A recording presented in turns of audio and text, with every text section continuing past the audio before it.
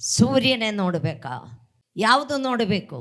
ನಮ್ಮ ಕರ್ತನಾದ ದೇವರನ್ನೇ ನೋಡಬೇಕು. ನಾವು ಮೇಲಕ್ಕೆ ನೋಡಬೇಕು. ಕೀರ್ತನೆ 121:1-2 ವಾಕ್ಯ. ನಾನು ಕಣ್ಣೆತ್ತಿ ಪರ್ವತಗಳ ಕಡೆಗೆ ನೋಡುತ್ತೇನೆ, ನನ್ನ ಸಹಾಯ ಎಲ್ಲಿಂದ ಬರುವುದು? ಭೂಮಿ ಆಕಾಶಗಳು ನಿರ್ಮಿಸಿದ ಯೆಹೋವನಿಂದಲೇ ನನ್ನ ಸಹಾಯವು ಬರುತ್ತದೆ. ಆಮೆನ್. ನಾನು ಕಣ್ಣೆತ್ತಿ ಪರ್ವತ ಕಡೆ ನೋಡುತ್ತಾ ಇದ್ದೆ. ನಮ್ಮ ಯೇಸು ಎಲ್ಲಿ ಇರ್ತಾ ಇದೆ? ನಮ್ಮ ದೇವರಲ್ಲಿ ಇರ್ತಾ ಇದೆ, ಪರಲೋಕದಲ್ಲಿ ಇರ್ತಾ ಇದೆ. ಆ ಪರಲೋಕ ಕಡೆ ನಾವು ನೋಡ್ಕೋಬೇಕು. ನೋಡಿದಾಗ ನಮಗೆ ಏನಾಗುತ್ತೆ? ನನ್ನ ಸಹಾಯ ಎಲ್ಲಿಂದ ಬರ್ತತೆ? ಆಕಾಶ ಭೂಮಿಯನ್ನುಂಟು ಮಾಡಿದ ಯೆಹೋವನಿಂದ ಬರ್ತತೆ. ಮಕ್ಕಳೇ, ಮನುಷ್ಯರು ಕೊಟ್ಟಿಲ್ಲ, ಅದಕ್ಕೆ ಲೆಕ್ಕ ಇದೆ. ಅಕ್ಕಪಕ್ಕವರು ಕೊಟ್ಟಿದ್ದ, ಅದಕ್ಕೆ ಲೆಕ್ಕ ಇದೆ. ಆ ಇಷ್ಟು ದಿನ ಒಳಗೆ ವಾಪಸ್ ಕೊಟ್ಟಿಲ್ಲ, ಏನ್ ಮಾಡ್ತತೆ? ಕುತ್ತಿಗೆ ಹಿಡಿತತೆ, ಗಲಾಟೆ ಆಗುತ್ತೆ, ಕೋರ್ಟ್ ಕಚೇರಿ ಆಗುತ್ತೆ. ನಾವು ಯಾರ ಕಡೆ ನೋಡಬೇಕು? ದೇವರ ಕಡೆ ನೋಡ್ಕೋಬೇಕು. ದೇವರ ಕಡೆ ನೋಡಿದವರೇ ನಮಗೊಂದು ನೋಡೋಣ. ಇನ್ನೊಂದು ವಾಕ್ಯದ ಮಗ, ಕೀರ್ತನೆ 11ನೇ ಅಧ್ಯಾಯ 4ನೇ ವಾಕ್ಯ. ಯೆಹೋವನು ತನ್ನ ಪರಿಶುದ್ಧ ಮಂದಿರದಲ್ಲಿದ್ದಾನೆ. ಕಿವಿಟ್ಟು ಕೇಳಬೇಕು.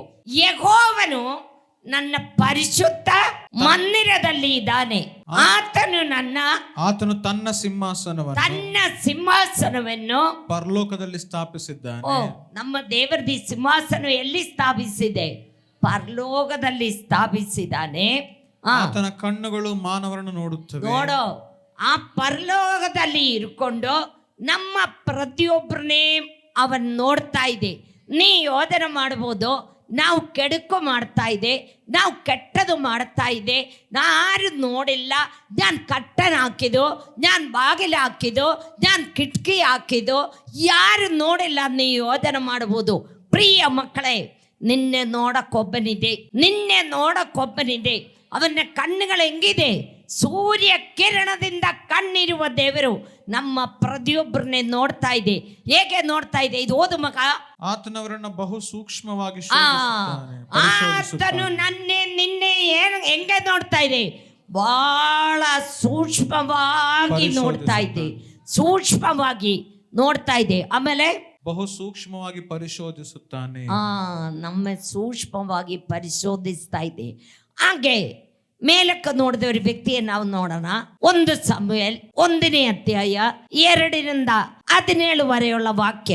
1 ಸಮುವೇಲ್ 1ನೇ ಅಧ್ಯಾಯ 2-17. ಸ್ವಲ್ಪ ಓದು, ಎಲ್ಲರಿಗೂ ಗೊತ್ತಿದ್ದ ವಿಷಯವಾಣೆ. ಅಲ್ಲಿ ನಮ್ಮ ಬೈಬಲ್ನಲ್ಲಿ ಎಲ್ಕಾನನ್ನು ಹೇಳಿದ ಒಂದು ವ್ಯಕ್ತಿ ಇರಿದಿದ್ದು. ಅವನಿಗೆ 2 ಹೆಂಡತಿಗಳಿದೆ. ಒಬ್ಬಳು ಹೆಸರು ಪೆನೀನ, ಒಬ್ಬಳು ಹೆಸರು ಹನ್ನ. ಇಬ್ರು ಓದು. ಪೆನಿನ್ನಳಿಗೆ ಮಕ್ಕಳಿದ್ದರು, ಹನ್ನಳಿಗೆ ಇರಲಿಲ್ಲ. ಅವನ್ ಪ್ರತಿ ವರ್ಷವೂ ಸೈನ್ಯಾಧೀಶ್ವರನಾದ ಯೆಹೋವನಿಗೆ ಯಜ್ಞವನ್ನ ಸಮರ್ಪಿಸಿ ಆತನನ್ನು ಆರಾಧಿಸುವುದಕ್ಕೋಸ್ಕರ ತನ್ನ ಊರಿನಿಂದ ಶೀಲೋವಿಗೆ ಹೋಗುತ್ತಾರೆ. ಹಲ್ಲೆಲೂಯಾ. ಅವರು ಯಾವಾಗಲೂ ಯಜ್ಞವನ್ನು ಅರ್ಪಿಸುತ್ತಕ್ಕಾಗಿ ವರ್ಷಕ್ಕೊಂದು ಸಾರಿ ಶೀಲೋಮೆನ್ನ ಊರಿലേക്ക് ಹೋಗ್ತಾ ಇದ್ದಿದ್ದು. ಹೋಗುವಾಗ ಎಲ್ಲ ಪೆನೀನಕ್ಕೆ ಮಕ್ಕಳಿದೆ, ಹನ್ನ ಇದು ಗರ್ಭದ ಫಲಂ ದೇವರು ಮುಚ್ಚಿಬಿಟ್ಟಿದೆ. ಹಾಗೆ ಈ ಮಕ್ಕಳಿಗೆಲ್ಲ ಎಲ್ಕಾನ ದುಡ್ಡು ಹಂಚುತ್ತೆ, ಪೆನೀನಕ್ಕೆ ಹಂಚದೆ. ಇವರಿಗೆ ಹಂಚಿದ ದುಡ್ಡಿലും ಡಬಲ್ ದುಡ್ಡ ಯಾರಿಗೆ ಕೊಡ್ತತೆ? ಹನ್ನಳಿಗೆ ಕೊಡ್ತತೆ. ಯಾಕಂದ್ರೆ ಅವಳಿಗೆ ಬಹಳ ದುಃಖ. ಇವಳದಿ ಪ್ರತಿಯೋಗಿಯಾದ ಪೆನೀನ ಯಾವಾಗಲೂ ಅವಳೆ ಅಣಿಸೋದು, ಹೇಳಿ ಮಾಡೋದು ಒಂದರ ಮಾಡ್ತಾ ಇದ್ದಿದ್ದು. ಹಾಗೆ ಮಾಡುವಾಗ ಇವಳಿಗೆ ಮನೋವೇದನೆಯ. ಇವಳು ತಿರುಗಿ ಏನು ಮಾತಾಡೋದಿಲ್ಲ. ನೋಡೋ, ಅದಾണ് ಜಯಂ ಬಂದಿದ್ದದು. ಅವಳು ತಿರುಗಿ ಮಾತಾಡೋದಿಲ್ಲ, ಅವಳು ಕಲಾಟ ಮಾಡೋದಿಲ್ಲ. ಅವಳು ದೇವರ ಸನ್ನಿಧಿಯಲ್ಲಿ ಯಾವಾಗಲೂ ಪ್ರಾರ್ಥನೆ ಮಾಡ್ತಾ ಇದೆ. ಇವರ ಊರಿലേക്ക് ಹೋಗುವಾಗ ಇವಳು ಏನ್ ಮಾಡಿದ್ದು? ಇಲ್ಲಿ ಪಕ್ಕ ಮನೆಯಲ್ಲಿ ಹತ್ರ ಒಂದು ಚರ್ಚ್ ಇರಿದಿದ್ದು. ಆ ಚರ್ಚಿನಲ್ಲಿ ಹೋಗಿ ಕುತ್ಕೊಂಡೆ. ಅವಳ ದುಃಖವೆಲ್ಲ ದೇವರಿಗೆ ಅಂಜಕ್ಕೆ ಶುರುವಾಯ್ತು. ದೇವರಿಗೆ ಅವಳ ಕಣ್ಣೀರು ಸುರಿಸಿ ಮೊಣಗಾಲು ಊರಿ ಅವಳು ಪ್ರಾರ್ಥನೆ ಮಾಡಿಕೊಂಡಿರುವಾಗ ಆ ಚರ್ಚ್ ಪಾದಿರಿ ಒಳಗಡೆ ಬರ್ತಾ ಇದೆ. ಒಳಗಡೆ ಬಂದಾಗ ಇವಳಿಗೆ ಹೇಳ್ತಾ ಇದೆ, ನಿನ್ನೆ ಕುಡ್ದಿದ್ದೆ, ಆಮೇಲೆ ಇದುವರೆ ನಿನ್ನನ್ನು ಬಿಟ್ಟು ಹೋಗಿಲ್ಲ. ಸ್ವಾಮಿ, ನಾನು ಕುಡ್ದಿಲ್ಲ, ನಾನೊರು ನೀಜ ಸ್ತ್ರೀ ಅಲ್ಲ, ಒಂದು ದೀಜ ಹೆಂಗ್ಸ ಅಲ್ಲ. ನಾನು ನನ್ನ ದುಃಖ ಯಾರ ಹತ್ರ ಹೇಳ್ತಾ ಇದ್ದಿದ್ದು? ದೇವರ ಹತ್ರ ಹೇಳ್ತಾ ಇದೆ ಎಂದು ಹೇಳಿದು. ಆವಾಗ ಅವಳ 2 ಕಣ್ಣು ನೀರು ಹೋಗ್ತಾ ಇದೆ. ಅವಳು ಬಹಳ ದುಃಖದಲ್ಲಿ ಅವಳು ಇರುವಾಗ ಏಲಿ ಪುರೋಹಿತನ್ ಬಂದ್ಬಿಟ್ಟು ಅವಳಿಗೆ ಹೇಳ್ತಾ ಇದೆ, ನೀ ಯಾವ ವಿಷಯಕ್ಕಾಗಿ ಪ್ರಾರ್ಥನೆ ಮಾಡಿದೋ ಅದು ನಿನಗೆ ಕೊಟ್ಟೆ ಕೊಡ್ತದೆ. ಅವಳು ಯಾತಕ್ಕಾಗಿ ಪ್ರಾರ್ಥನೆ ಮಾಡಿದೆ? ಅವಳ IVF ಮಾಡಕ್ ಹೋಗಿಲ್ಲ, ಅವಳ ஒரு ಡಾಕ್ಟರ್ ಹತ್ರ ಹೋಗಿಲ್ಲ, ಅವಳು ಯಾರ ಹತ್ರ ಹೋಯ್ತೆ? ಜೀವ ಸ್ವರೂಪನಾದ ದೇವರ ಹತ್ರ ಹೋಯ್ತದೆ. ಆ ದೇವರ ಹತ್ರ ಹೋಗಿ ಅವಳ ದುಃಖ ಕಣ್ಣೀರು ಎಲ್ಲ ನೋಡಿ ಆ ಪುರೋಹಿತನ್, ನೀ ಕುಡ್ದಿದ್ದು ಅಂತ ಹೇಳಿದ ಪುರೋಹಿತನ್ ಆ ಬಾಯಲ್ಲಿ ಹೇಳ್ತಾ ಇದೆ, ನಿನ್ನ ಪ್ರಾರ್ಥನೆ ನೆರವೇರಿತು. ಅವಳು ಹೋಗಿ ಅಲ್ಲಿ ನೆದ್ದು ಮೊಗವೆಲ್ಲ ತೊಳೆದು ಊಟ ಎಲ್ಲ ಮಾಡಿ ಅವಳ ಆವತ್ತಿಂದ ಬೆಸರಿ ಆಯ್ತು. ಮಕ್ಕಳೇ, ನಾನ್ ಬೇಡಿ ಪಡ್ಕೊಂಡಿದ್ದು ಅಂತ ಹೇಳಿ ಅವನಿಗೆ ಏನ್ ಹೆಸರಿಟ್ಟಿದ್ದು? ಸಮುವೇಲ್ ಅಂತ ಹೆಸರಿಟ್ಟು. ಸಮುವೇಲ್ ಮೀನ್ಸ್ ಬೇಡಿ ಪಡ್ಕೊಂಡಿದೆ. ನೀ ಏನ್ ವಿಷಯವಿದೆಯೋ ನೀ ಬೇಡಿ ಪಡ್ಕೋಬೇಕು. ನೀವು ಒಂದು ಮನುಷ್ಯರ ಮುಂದೆ ಹೋಗಿ ಕೈ ಚಾಚಬಾರ್ದು. ಅವರು ಏನ್ ಕೊಡೋದಿಲ್ಲ, ಕೊಟ್ಟಿದ್ದಲ್ಲ, ನಾನು ಕೊಟ್ಟಿದ್ದಲ್ಲ ಅದು ನನಗೆ ವಾಪಸ್ ಕೊಡಕ್ಕೆ ನಿನ್ ಕೈ ದುಡ್ಡಿರಿಯೋದಿಲ್ಲ. ಆಮೇಲೆ ಅಲ್ಲಿ ಏನಾಗುತ್ತೆ? ಗಲಾಟೆ ಆಗುತ್ತೆ. ಅದೆಲ್ಲ ಆಗಲಿ, ಅವಳ ದೇವರ ಮುಂದೆ ಅವರು ಪ್ರತಿಷ್ಠೆ ಮಾಡಿದ್ದು, ನನ್ನ ಮಗ ನೀ ಒಂದು ಸಂತಾನತೆ ನನಗೆ ಕೊಟ್ಟಿದ್ದ, ಒಂದು ಹುಡುಗನೇ ನನಗೆ ಕೊಟ್ಟಿದ್ದ, ಅವನೇ ನಾನು ಎದೆಯಾಲು ಕುಡಿನವರೇ ನಾನು ಇಟ್ಟುಕೊಂಡಿರೋದು. ಎದೆಯಾಲು ನಿಂತಿದ್ದ ತಕ್ಷಣವೇ ನಾನು ಕರ್ಕೊಂಡೋಗಿ ಈ ಚರ್ಚಿನಲ್ಲಿ ಇಲ್ಲೇ ಸೇವೆಕ್ಕಾಗಿ ನಾನು ಕೊಡ್ತೀನಿ ಅಂತ ಹೇಳಿದ್ದು. ನೀವು ಹಣ ಹೇಳ್ತತ, ಓಹ್ ನನಗೆ ಎಷ್ಟೋ ವಯಸ್ಸಿ ಮಕ್ಕಳಿಲ್ಲದಿರೋದು, ಈಗ ಒಂದು ಮಗುನೇ ಕಟ್ಟಿದೆ, ಅಯ್ಯೋ ಅದನ್ನೇ ಕೊಡೋಕ್ಕೆ ನಾನು ಕೊಡೋದಿಲ್ಲ. ಅವಳು ಕೊಟ್ಟಿದ್ದು ಮಕ್ಕಳೇ. ಅವಳು ತೊಗೊಂಡೋಗಿ ಏಲಿ ಪುರೋಹಿತನಿಗೆ ಹೇಳ್ತಾ ಇದೆ, ಸ್ವಾಮಿ ನಾನು ಪ್ರಾರ್ಥನೆ ಮಾಡಿ ದೇವರು ಕೊಟ್ಟಿದ್ದ ಮಗು ಅದನ್ನೇ ನಾನೇ ಈ ಚರ್ಚಕ್ಕೆ ಬಿಟ್ಟು ಬಿಡ್ತೀನಿ ಅಂತ ಹೇಳಿ ಅವನ್ ದೊಡ್ಡ ಪ್ರವಾದಿಯಾಗಿ ಬಿಟ್ಟು. ಸಮುವೇಲ್ ಪ್ರವಾದಿನ ಹೇಳುವಾಗ ಜನಗಳೆಲ್ಲ ಎದುರ್ತಾ ಇದೆ. ದಾವೀದನೇ ರಾಜನಾಗಿ ಅಭಿಷೇಕ ಮಾಡಿದ ವ್ಯಕ್ತಿಯಾಣ ಸಮುವೇಲ್ ಪ್ರವಾದಿ. ಅವಳು ಎಲ್ಲಿ ಕಣ್ಣಿಟ್ಟಿದೆ? ಮೇಲಕ್ಕೆ ನೋಡಿದೆ. ಅವಳರ IVF ಮಾಡಕ್ಕೆ ಹೋಗಿಲ್ಲ, ಒಂದು ಡಾಕ್ಟರ್ ಹತ್ರ ಹೋಗಿಲ್ಲ, ಎಲ್ಲಿಗೆ ಹೋಗಿಲ್ಲ. ಅವಳು ಎಲ್ಲಿ ಕಣ್ಣಿಟ್ಟಿದ್ದು? ಮೇಲಕ್ಕೆ ನೋಡಿದು, ಯೇಸುವಿನ ಮುಖ ನೋಡಿದು. ಮಕ್ಕಳೇ, ನೀನು ಎಲ್ಲಿ ನೋಡಬಾರ್ದು, ನೀ ಎಲ್ಲಿ ನೋಡಬೇಕು? ದೇವರ ಕಡೆ ನೋಡ್ಕೋಬೇಕು. ನಿನಗೇನು ವಿಷಯವಿದೆಯಲ್ಲ ನೀ ದೇವರ ಕಡೆ ನೋಡಬೇಕು. ಒಂದು ವಾಕ್ಯ ಓದು, ಕೊಲೋಸ್ಯರ್ 3ನೇ ಅಧ್ಯಾಯ 1ನೇ ವಾಕ್ಯ. ಆದ ಕಾರಣ ನೀವು ಕ್ರಿಸ್ತನೊಂದಿಗೆ ಎಬ್ಬಿಸಲ್ಪಟ್ಟಿರುವುದರಿಂದ ಮೇಲಿರುವವುಗಳನ್ನು ಹುಡುಕಿರಿ. ಹಲ್ಲೆಲೂಯಾ. ನೀ ಎಲ್ಲಿ ಇರ್ದಿದ್ದದು ಹುಡುಕಬೇಕು. ನೀ ದೇವರಿಂದ ಎಬ್ಬಿಸಲ್ಪಟ್ಟ ಒಂದು ವ್ಯಕ್ತಿ ಆണെങ്കിൽ ದೇವರನ್ನೇ ಸ್ವಂತ ರಕ್ಷಕನಾಗಿ ಸ್ವೀಕಾರ ಮಾಡಿ ದೀಕ್ಷಾ ಸ್ನಾನ ತಗೊಂಡೆ, ಪರಿಶುದ್ಧಾತ್ಮನ ಅಭಿಷೇಕ ಪ್ರಾಪಿಸಿ ನೀ ಯಾವಾಗಲೂ ಪ್ರಾರ್ಥನೆ ಮಾಡೋದು, ಬೈಬಲ್ ಓದೋದು ವ್ಯಕ್ತಿ ಆണെങ്കിൽ, ನೀ ದೇವರಿಂದ ಎಬ್ಬರಿಸಲ್ಪಟ್ಟ ಒಂದು ವ್ಯಕ್ತಿ ಆണെങ്കിൽ ನೀ ಎಲ್ಲಿ ನೋಡಬೇಕು? ಎಲ್ಲಿ ನೋಡಬೇಕು? ಮೇಲಕ್ಕೆ ನೋಡಬೇಕು. ಓದಿಕೊಂಡು ಮೇಲಕ್ಕೆ ಎಬ್ಬಿಸಲ್ಪಟ್ಟಿರುವುದರಿಂದ ಮೇಲಿರುವವುಗಳನ್ನು ಹುಡುಕ್ರಿ. ಅಲ್ಲಿ ಕ್ರಿಸ್ತನು ದೇವರ ಬಲಗಡೆಯಲ್ಲಿ ಆಸನಾರೂಢನಾಗಿದ್ದಾನೆ. ಹಲ್ಲೆಲೂಯಾ. ನಮ್ಮ ದೇವರಲ್ಲಿ ಇದೆ, ದೇವರ ಬಲಗಡೆ ಆಸನಾರೂಢನಾಗಿ ಆಗಿದ್ದಾನೆ. ದೇವರ ಮಕ್ಕಳಾದ ನಮಗೆ ದೇವರು ಇರುವ ಕಡೆ ಮೇಲಕ್ಕೆ ನಾವು ಏನು ಮಾಡಬೇಕು? ನೋಡಬೇಕು. ಈಗ ಲೋಕದ ಸಂಪತ್ತಿನ ಮೇಲೆ ನಾವು ಕಣ್ಣಾಕಿ ಜೀವಿಸಿದಾಲ್ ನಮ್ಮ ಜೀವಿತದಲ್ಲಿ ನಮಗೆ ಯಾವ ಸಂತೋಷಮೋ ಸಮಾಧಾನ ಸಿಗೋದಿಲ್ಲ. ಮುಂಜೆ ಅವನ ರಾಜ್ಯಕ್ಕಾಗಿ ನೀತಿಕ್ಕಾಗಿ ನಾವು ತೌಕಪಡಬೇಕು. ಆವಾಗ ನಿನಗೆ ಎಲ್ಲ ಕೊಡ್ತತೆ ದೇವರೇ. ನೀವು ಒಂದು ಹುಡುಕಿ ಹೋಗಬೇಡ. ಶುಭവും ಕೃಪೆಯು ಎಲ್ಲಿಂದ ಬರ್ತತೆ? ಹಿಂದುಗಡೆಯಿಂದ ಬರ್ತತೆ. ಮುಂದುಗಡೆ ನೀನೇನು ಮಾಡಬೇಕು? ಮೇಲಕ್ಕೆ ನೋಡಬೇಕು. ನಮ್ಮ ಆಸನಾರೂಢನಾದ ದೇವರನ್ನೇ ನಾವು ನೋಡ್ಕೋಬೇಕು. ಹಾಗೆ ನೋಡಾತವ್ರ ವ್ಯಕ್ತಿಯ ನಾವು ನೋಡೋಣ. ಸೊದೋಮ್ ಗೊಮೋರ ನಾಶಪಡಿಸಕ್ಕೆ ಹೋಗ್ತಾ ಇದೆ ಅನ್ನ ದೇವರ ಅಬ್ರಹಾಮನ ಹೇಳಿದು. ಅಬ್ರಹಾಮನ ಆವಾಗ ಅವ್ರ ಕಲಿಬಿಲಿ ಆಯಿತು. ಯಾಕಂತ ಹೇಳ್ದ, ಅಬ್ರಹಾಮൻ്റെ ഒരു റിലേഷൻ കുടുംബം അല്ല ഇതേ. ലോട്ടൻ ಹೆಂಡತಿ ಅಲ್ಲಿದೆ.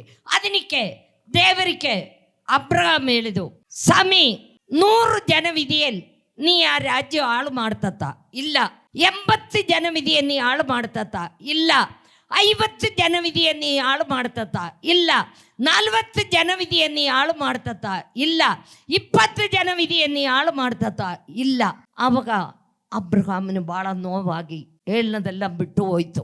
ಆಮೇಲೆ ಪಟ್ಟಣ ನಾಶಪಡಿಸೋಕೆ ಹೋಗ್ತಾ ಇದೆ ಎನ್ನುള്ളത് ದೇವರಿಗೆ ಗೊತ್ತು. ತನ್ನ ದೂತನ್ಮಾರೆ ಕಳಿಸಿದು, ಈ ಪಟ್ಟಣ ನಾಶಪಡಿಸೋಕೆ ಹೋಗ್ತಾ ಇದೆ, ನೀವು ಹೋಗಿ ಈ ಅಬ್ರಹಾಮನ ಯೋಧನೆ ಮಾಡಿಕೊಂಡೆ. ಏನು ಹೇಳಿದು? ಲೋಟನ ಹೆಂಡತಿ ಅಲ್ಲಿ ಓಡಿ ಹೋಗೋನ್ನ ಹೇಳೋದು ಹೇಳಿದ್ದನ್ನು.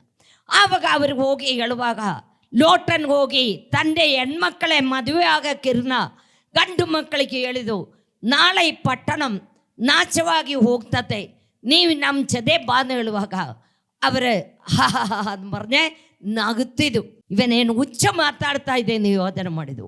ಇವರಿಗೆ ಹೋಗಕ್ಕೆ ಲೈಟ್ ಮಾಡಿದ ತಕ್ಷಣವೇ ದೂದರ್ ಬಂದ ಲೋಟನೆ ಹೆಂಡತಿಯ ಮಕ್ಕಳೇ ಕೈ ಹಿಡಿದ ತಗೊಂಡೋಗಿ ಹೊರಗೆ ಹಾಕಿಬಿಟ್ಟು ತಿರುಗಿ ನೋಡಬಾರ್ದು, ಓಡಬೇಕು ಅಂತ ಹೇಳಿದು.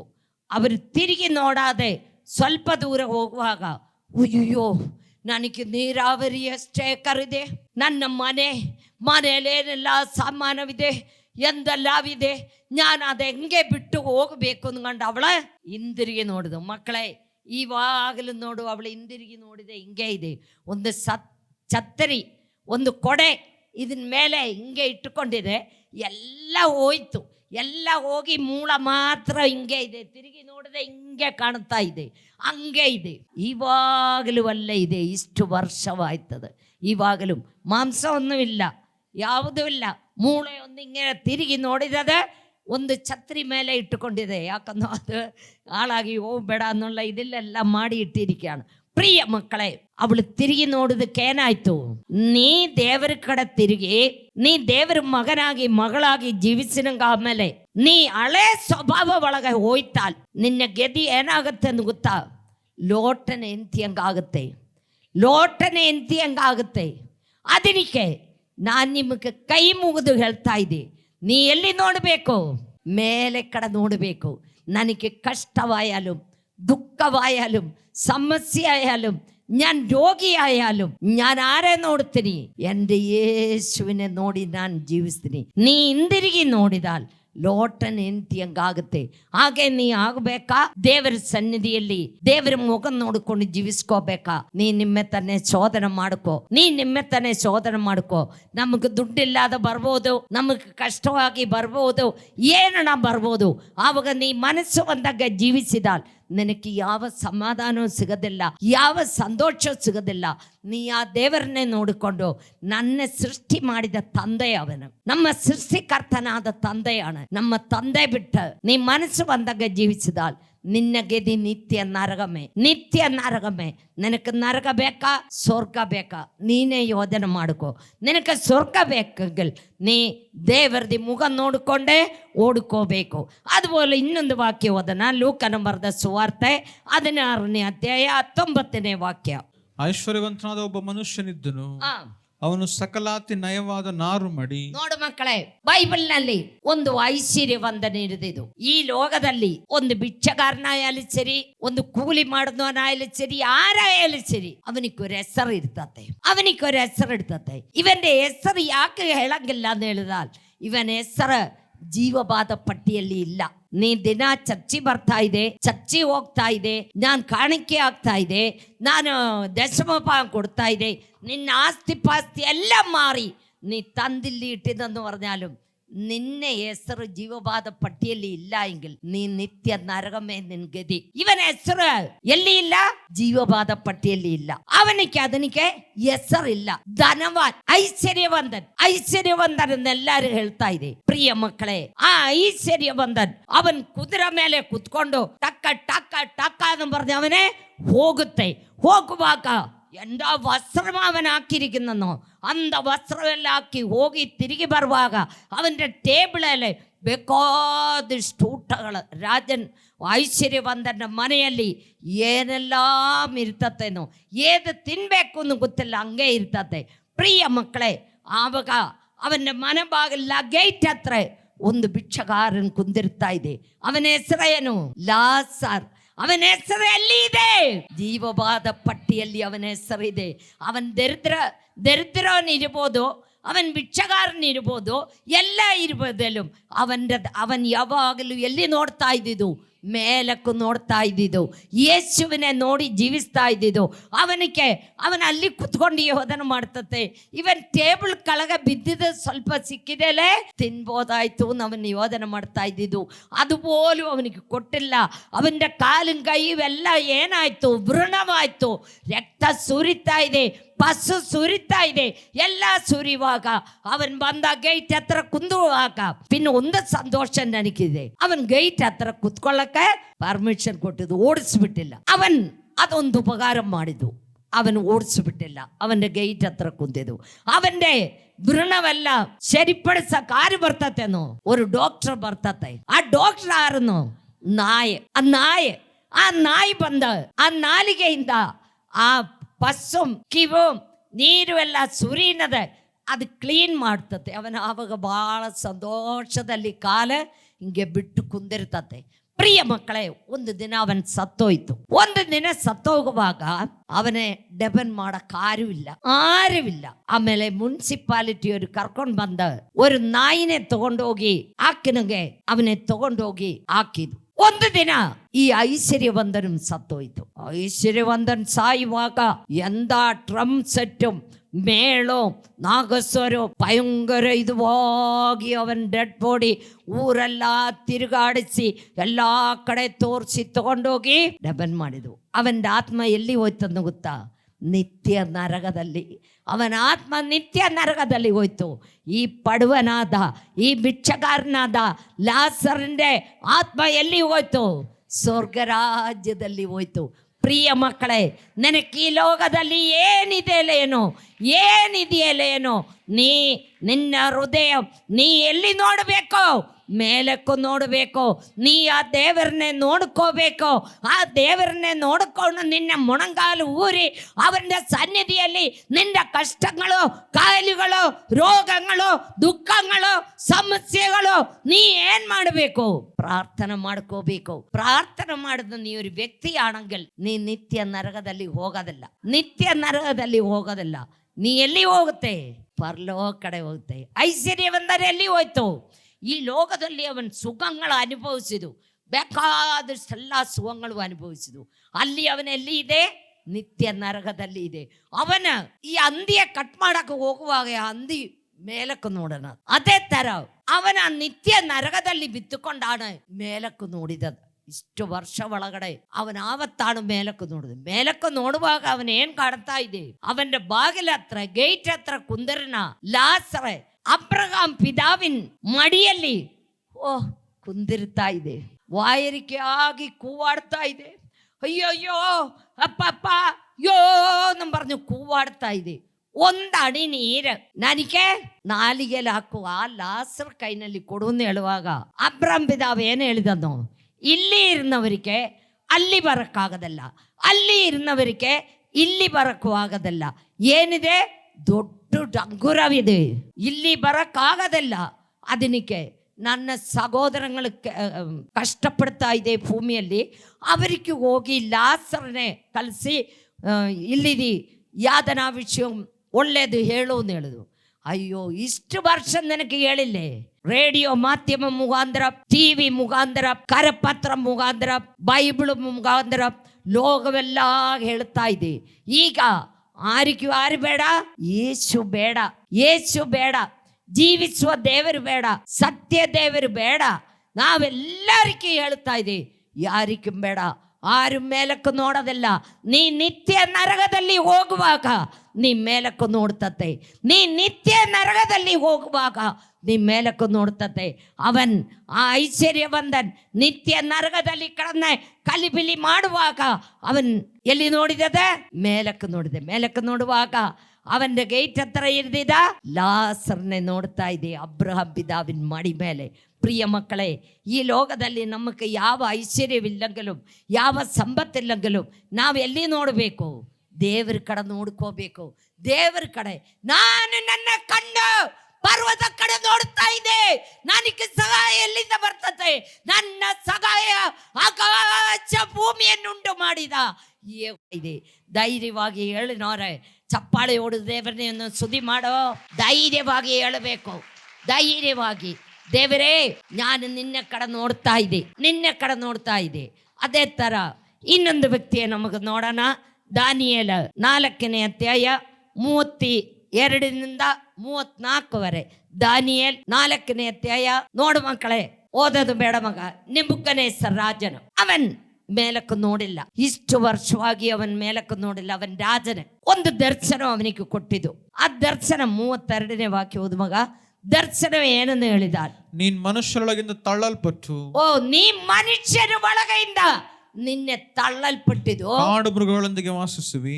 ನೀ ಕಾಡಿನಲ್ಲಿ ಮೃಗಗಳ ಮಧ್ಯದಲ್ಲಿ ನೀ ವಾಸ ಮಾಡಬೇಕು. ದನಗಳಂತೆ ಹುಲ್ಲು ಮೇಯುವುದೇ ನಿನಗೆ ಗತಿಯಾಗುವುದು. ನೋಡು, ದನಗಳ ಹುಲ್ಲು ಮೇಯ್ನಂಗೆ ನೀ ಹುಲ್ಲು ಮೇಯ್ತತೆ. ಪ್ರಿಯ ಮಕ್ಕಳೇ, ನಾನ್ ನಿಮಗೆ ಹೇಳ್ತಾ ಇದ್ದೆ, ನೀ ಮೇಲಕ್ಕೂ ನೋಡಿಲ್ಲ, ನೀ ದೇವರನ್ನೇ ನಿನ್ನ ಹೃದಯದಲ್ಲಿ ಸ್ವೀಕಾರ ಮಾಡಿಲ್ಲ. ಈಗ ನೀ ದನಗಳ ಹುಲ್ಲು ಮೇಯ್ನಂಗೆ ನೀ ಒಂದು ದಿನ ಹುಲ್ಲು ಮೇಯ್ಬೇಕಾಗುತ್ತೆ, ಹುಲ್ಲು ಮೇಯ್ಬೇಕಾಗುತ್ತೆ. ಆಮೇಲೆ ಮಗ ಓದು 33. ಈ ನುಡಿಯು ನೆಬೂಕದ್ನೆಚ್ಚರನಲ್ಲಿ ತಕ್ಷಣವೇ ನೆರವೇರಿತು. ಈ ನುಡಿ ದೇವರು ನುಡಿದಿದ್ದ ನುಡಿ ತಕ್ಷಣವೇ ಅವನಿಗೆ ನೆರವೇರಿಸಿದು. ಅವನ್ ಮನುಷ್ಯರೊಳಗಿಂದ ತಳ್ಳಲ್ಪಟ್ಟು, ಅವನ್ ಮನುಷ್ಯರ ಒಳಗಿಂದ ತಳ್ಳಲ್ಪಟ್ಟಿದ್ದು. ದನಗಳಂತೆ ಹುಲ್ಲು ಮೇಯ್ತ, ದನಗಳಂಗೆ ಅವನು ಹುಲ್ಲು ಮೇಯ್ತಾ ಇದ್ದಿದ್ದು. ಕಾಡಿನಲ್ಲಿ ಹುಲ್ಲು ಮೇಯ್ತಾ ಇದ್ದಿದ್ದು. ಅವನ ಉಗುರೆಲ್ಲ ಹೆಂಗಾಯ್ತು? ಹಕ್ಕಿಗಳ ಉಗುರಿನ ಹಾಗೆ ಬೆಳೆದು. ಅಯ್ಯೋ, ಪಕ್ಷಿಗಳದಿ ಉಗುರಂಗೆ ಅವನಿಗೆ ಉಗುರಾಯ್ತು. ರಾಜನ್ ನೀ ಮೇಲಕ್ಕೆ ನೋಡಿಲ್ಲ, ನಿನ್ನ ಗೆದಿ ಇದೆ. ಓದು ಮಗ. ಅವನ ಕೂದಲು ಹದ್ದುಗಳ ಗರಿಯಂತೆಯೂ. ಅವನ ಕೂದಲು ಹೆಂಗಾಯ್ತನೋ? ಹತ್ತುಗಳದಿ ರೆಕ್ಕೆ ಹಂಗೆ ಅವನಿಗೆ ರೆಕ್ಕ ಬಂದು. ಅವನ ಉಗುರು ಹೆಂಗಾಯ್ತು? ಪಕ್ಷಿಗಳದ ಉಗುರು ಹಂಗಾಯ್ತು. ಆ ದನಗಳ ಹೆಂಗೆ ಹುಲ್ಲು ತಿಂದನೋ ಹಂಗೆ ಹುಲ್ಲು ತಿಂತಾ ಇದ್ದಿದ್ದು. ಅವನು ಎಲ್ಲಿ ವಾಸ ಮಾಡ್ತಾ ಇದೆ? ಕಾಡಿನಲ್ಲಿ. ಅವನ ಮೇಲಕ್ಕೆ ನೋಡಿದೆ, ಅದೇ ಗೆದಿ ಬರುವತ್ತ 7 ವರ್ಷ ಹಾಗೆ. ನಮಗೂ ಒಂದು ದಿನ ಎಲ್ಲಿ ಹಣ ಹಿರಿಯಕ್ಕಾಗೋದಿಲ್ಲ. 7 ವರ್ಷ ಕಾಡಿನಲ್ಲಿ ಆಕಳ ದನಗಳ ಹುಲ್ಲು ತಿನ್ನ ನಂಗೆ ಹುಲ್ಲು ತಿಂದು ಉಗುರಲ್ಲ ಪಕ್ಷಿಗಳದ ಉಗುರಂಗಾಯ್ತು. ರೆಕ್ಕೆ ಎಲ್ಲ ಬಂದು ಬಿಟ್ಟ. ಅವನ್ ಬಹಳ ಕಷ್ಟಪಡ್ತಾ ಇದ್ದಿದ್ದು. 7 ವರ್ಷ ಆಮೇಲೆ ಅವನ 1 ವರ್ಷ ಆಯ್ತು, 2 ವರ್ಷ ಆಯ್ತು, 3 ವರ್ಷ ಆಯ್ತು, ಅವನ ಮೇಲೆ ನೋಡಿಲ್ಲ. 7ನೇ ವರ್ಷ 34ನೇ ವಾಕ್ಯ. 7ನೇ ವರ್ಷ ಅವನ ಏನ್ ಮಾಡಿದ? ಕಳೆದ ಮೇಲೆ ನೆಬೂಕದ್ನೆಚ್ಚರನಾದ ನಾನು ಆಕಾಶದ ಕಡೆಗೆ ಕಣ್ಣೆತ್ತಲು, ನಾನು ಆಕಾಶ ಕಡೆ ಕಣ್ಣೆತ್ತಿದು, ನನ್ನ ಬುದ್ಧಿಯು ಪುನಃ ಸ್ವಾಧೀನವಾಯಿತು. ನಾನು ಯಾವತ್ತ ಕಣ್ಣೆತ್ತಿ ಮೇಲ್ಗಡೆ ನೋಡಿದೋ ಆವಾಗ ನನಗೇನಾಯ್ತು? ಬುದ್ಧಿ ವಾಪಸ್ ಬಂದಿದ್ದು. ನನ್ನ ಕೆಟ್ಟೋಯ್ತ ಬುದ್ಧಿ, ನಾನು ಕೆಟ್ಟೋಯ್ತ ಮನುಷ್ಯನಾಯ. ನನಗೆ ಒಳ್ಳೆ ಬುದ್ಧಿ ದೇವರು ಕೊಟ್ಟಿದ್ದು. ಓದು ಮಗ. ನಾನು ಪರಾತ್ಮರನ್ನು ಕೊಂಡಾಡಿ. ನಾನು ಆರೇ ಕೊಂಡಾಡಿದು? ಪರಾತ್ಮರನೇ, ಸರ್ವಶಕ್ತನಾಯ ದೇವರನ್ನೇ, ಆಕಾಶ ಭೂಮಿ ಸೃಷ್ಟಿ ಮಾಡಿದ ದೇವರನ್ನೇ, ನಿನ್ನೆ ಸೃಷ್ಟಿ ಮಾಡಿದ ದೇವರನ್ನೇ ನಾನು ಏನ್ ಮಾಡಿದ್ದು? ಕೊಂಡಾಡಿದು.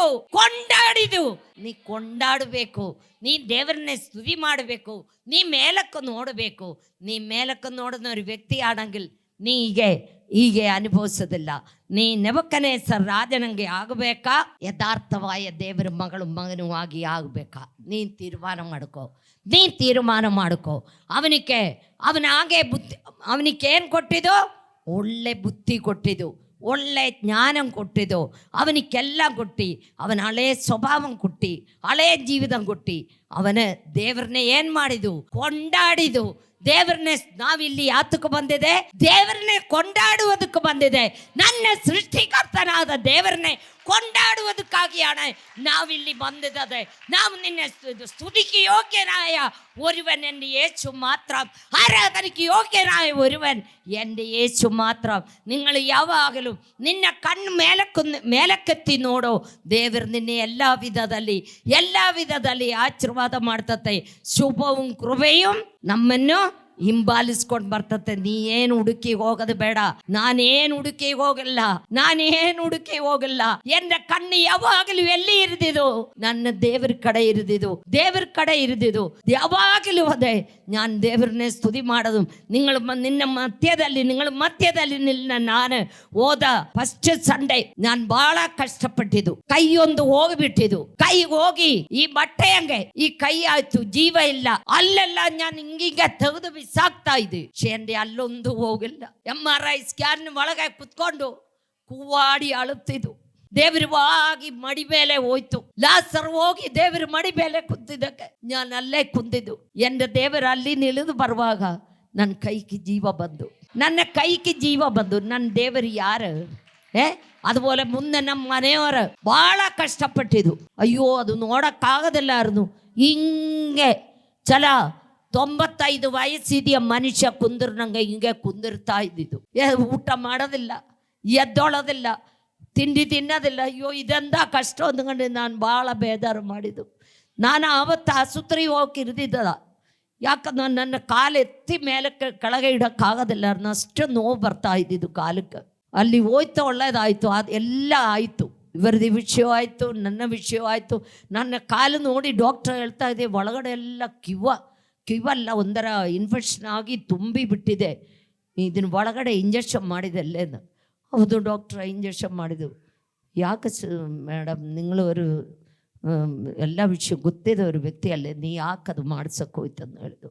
ನಾನು ಹೇಳಿದ್ದು, ಡಾಕ್ಟ್ರ ನಿನ್ನ ಹತ್ರ ನಾನು ಬಂದು ನೀವು ಮಾಡಬೇಕು ಅಂತ ಹೇಳ್ದೆ. ನಾನು ಸುಮ್ಮನೆ ಇರೋಕ್ಕಾಗುತ್ತಾ? ನಾನು ಮಾಡಿಸಿ ಕೊಟ್ಟಿದ್ದು. ಏನು ಮಾಡಬೇಕು ಈಗ? ಅವರೆಲ್ಲ ನೋಡಿ ಎಲ್ಲ ಬೆಲ್ಟು ಎಲ್ಲ ಕಾಲಲ್ಲಿ ಹಿಡಿದು ಕೊಟ್ಟು ಎಲ್ಲ ಔಷಧಿ ಎಲ್ಲ ಕೊಟ್ಟು ಎಲ್ಲ ಇದು. ನಾನು ಒಂದು ಕಡೆ ಡಾಕ್ಟ್ರ್ ಹತ್ರ, ಇವರು ಒಂದು ಕಡೆ.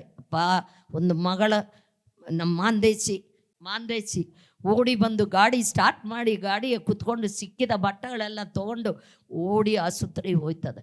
ಅವನು ನಮ್ಮ ಚದೇ ಇರಿದೆ.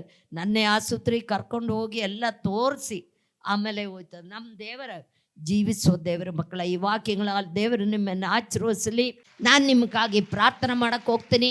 ನಿಮಗೇನು ಕಷ್ಟವಿದೆಯೋ, ಏನು ರೋಗವಿದೆಯೋ, ಏನು ಸಮಸ್ಯೆ ಇದೆಯೋ, ದೇವರ ಮುಂದೆ ನೀವು ಮೊರೆ ಇಡುಗ, ಮೇಲೆ ಕಡೆ ನೋಡುಗ.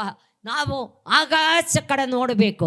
ಹಲ್ಲೆಲೂಯಾ, ಸ್ತೋತ್ರ ಸ್ತೋತ್ರ ಸ್ತೋತ್ರ. ಪ್ರೀತಿಯುಳ್ಳ ಸ್ವರ್ಗೀಯ ತಂದೆ, ನೀ ಆಶೀರ್ವದಿಸಪ್ಪ. ನಿನ್ನ ರಕ್ತ ಕೋಟೆಗಳಪ್ಪಲ್ಲಿ ನೀ ಕಾಪಾಡಪ್ಪ. ಕೈ ಬಿಡಬೇಡಪ್ಪ. ಒಂದು ದಿನ ನಾಶವಾಗಿ ಹೋಗೋದಕ್ಕೆ ನೀ ಬಿಡಬೇಡಪ್ಪ ಅಪ್ಪ. ನಾವು ಕರ್ತಾವೆ ಅಪ್ಪ, ಯಾವಾಗಲೂ ನಿನ್ನ ಮುಖ ನೋಡಿ ಜೀವಿಸಿನ ಮಕ್ಕಳಾಕಿ ನಮ್ಮ ಪ್ರತಿಯೊಬ್ಬರನ್ನೇ ಉಪಯೋಗಿಸಪ್ಪ. ಇಲ್ಲಿ ಕಷ್ಟದಲ್ಲಿ, ಕಾಯಿಲೆಯಲ್ಲಿ, ರೋಗದಲ್ಲಿ, ದುಃಖದಲ್ಲಿ, ಸಮಸ್ಯೆದಲ್ಲಿ ಯಾರು ಬಂದಿದೋ ಅವರೇ ಈ നിമിഷമേ മുട്ടോ, ഈ നിമിഷമേ മുട്ടോ. പിതാവിൻ്റെ പുത്രൻ്റെ പരിശുദ്ധാത്മാവിൻ്റെ അധികാരമുള്ള യേശു ക്രിസ്തുവിൻ നാമത്തിൽ മുട്ടോ. ದೇವರೇ, ICUലും വെന്റിലേറ്ററിലും ಆಸ್ಪತ್ರೆಗಳಲ್ಲೂ ಎಷ್ಟೋ ಜನಗಳು ನರಳಾಡ್ತಾ ಇದೆಪ್ಪ. ಅವರಿಗೆ ನೀ ಶಾಂತಿ ಸಮಾಧಾನ ಕೊಡಪ್ಪ, ನೆಮ್ಮದಿ ಕೊಡಪ್ಪ, ಪಾಪದ ಬಿಡುಗಡೆ ಕೊಡಪ್ಪ, ರೋಗದ ಬಿಡುಗಡೆ ಕೊಡಪ್ಪ, ಸೌಖ್ಯ ಕೊಡಪ್ಪ. ದೇವರೇ, ಯೇಸುವಿനെ ಕಂಡುಕೊಳ್ಳುವುದಕ್ಕೆ, ನಿನ್ನ ಮುಖ ನೋಡುವುದಕ್ಕೆ ನೀ ಸಹಾಯ ಮಾಡಪ್ಪ. ದೇವರೇ, ನಾವು ನಿನ್ನನ್ನೇ ದೃಷ್ಟಿ ಇಟ್ಟು ನೋಡ್ತಾ ಇದ್ದೇಪ್ಪ. ಯೇಸುವೇ, ನೀನಲ್ಲ ಆದ ನಮಗೆ ಆರುವಿಲ್ಲಪ್ಪ. ದೇವರೇ, ನಮ್ಮ ಚಿಕ್ಕದೊಂದು ದೊಡ್ಡದು ಎಲ್ಲ ವಿಷಯಗಳನ್ನು ನಿನ್ನ ಹತ್ರ ಇಡ್ತಾ ಇದೆಯಪ್ಪ. ಕೈ ಬಿಡಬೇಡಪ್ಪ. ನಮ್ಮ ಪ್ರತಿಯೊಬ್ಬರನ್ನೇ ನೀ ಆಶೀರ್ವದಿಸಪ್ಪ. ಯೇಸಪ್ಪ, ನಿನಗೆ ಸ್ತೋತ್ರ ಸ್ತೋತ್ರ ಸ್ತೋತ್ರಪ್ಪ. ಇಲ್ಲಿ ಬಂದಿದ್ದ ಪ್ರತಿಯೊಂದು ಮಕ್ಕಳೇ ನೀ ಆಶೀರ್ವದಿಸಪ್ಪ. ಕೈ ಬಿಡಬೇಡಪ್ಪ. ಮಾಟು ಮಂದ್ರ ಶಕ್ತಿಯಲ್ಲಿ ಅಪ್ಪ, ದೇವ ಕಾಟೆಯಲ್ಲಿ ಏದೆಲ್ಲ ವಿಷಯದಲ್ಲಿ ಸಮಾಧಾನವಿಲ್ಲದಿಲ್ಲಿ ಬಂದಿದೋ, ಇಲ್ಲಿನ ಸಮಾಧಾನ ಒಂದಿಗೆ ಹೋಗೋದಕ್ಕೆ ನೀ ಸಹಾಯ ಮಾಡಪ್ಪ. ಸೀನಾಯಿ ಬೆಟ್ಟೆಯಲ್ಲಿ ಮೋಶೆಯೊಂದಿಗೆ ಮಾತಾಡಿದ ದೇವರೇ, ಇವತ್ತಿವರೊಂದಿಗೆ ಮಾತಾಡಿದಕ್ಕಾಗಿ ಸ್ತೋತ್ರ ಅಪ್ಪ. ಇವರಿಗೆ ಡಬಲ್ ಆಶೀರ್ವಾದ ಹೊಂದಿ ಇಲ್ಲಿನ ಹೋಗೋದಕ್ಕೆ ನೀ ಸಹಾಯ ಮಾಡಪ್ಪ. ಕೈ ಬಿಡಬೇಡಪ್ಪ. ಯೇಸು ಕ್ರಿಸ್ತನ ಹೆಸರಿನಲ್ಲಿ ಬೇಡಿಕೊಳ್ತಾ ಇದೆ ತಂದೆಯೇ, ಆಮೇನ್. Praise the lord.